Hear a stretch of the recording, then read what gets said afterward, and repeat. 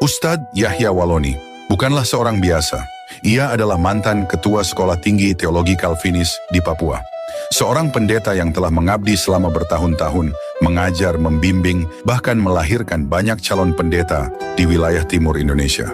Namun siapa sangka, pria asal Minahasa ini justru berbalik arah, menempuh jalan yang berbeda menjadi seorang Muslim.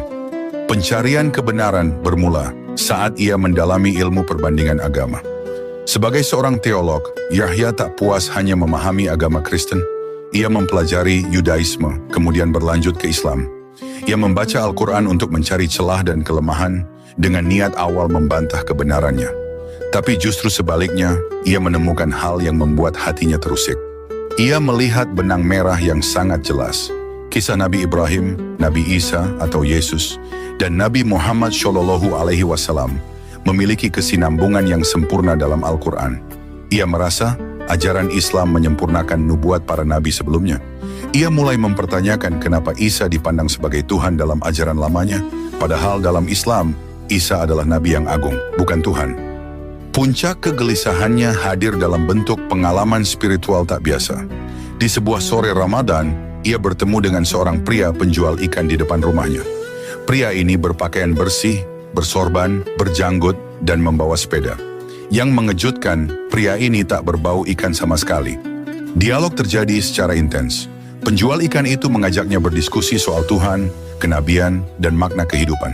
Yahya terkesima oleh kedalaman kata-katanya. Istrinya bahkan sempat menyangka ia berbicara sendiri, karena sosok itu seperti tidak terlihat oleh orang lain. Pertemuan dengan penjual ikan terjadi 3 kali dalam 3 hari berturut-turut. Pada pertemuan terakhir, pria itu memberinya selembar kertas bertuliskan ayat-ayat Al-Quran. Tak lama setelahnya, pria itu tak pernah muncul lagi. Yahya merasa ini adalah petunjuk dari Allah.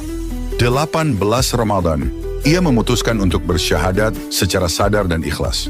Bersama istrinya, anak-anaknya, dan orang tua istrinya, mereka memeluk Islam di hadapan Kiai Haji Komarudin Shofa, seorang kiai yang telah mendapat mimpi sebelumnya tentang kedatangannya. Tidak lama setelah menjadi Muslim, Yahya diuji. Saat khutbah Idul Fitri pertamanya, ia pingsan dan dinyatakan mati suri oleh dokter. Namun beberapa saat kemudian, Allah mengembalikannya. Ia bangkit dan melanjutkan perjuangannya sebagai da'i. Peristiwa ini semakin menguatkan keyakinannya bahwa Islam adalah jalan yang benar. Kini, Ustadz Yahya Walloni dikenal sebagai pendakwah yang penuh semangat dan keberanian. Ia mengisahkan kisah hijrahnya bukan untuk kesan dramatis, tapi sebagai pelajaran hidup dan bukti nyata bahwa hidayah Tuhan bisa datang dari jalan mana saja, bahkan kepada seorang pendeta sekalipun. Allahu Akbar.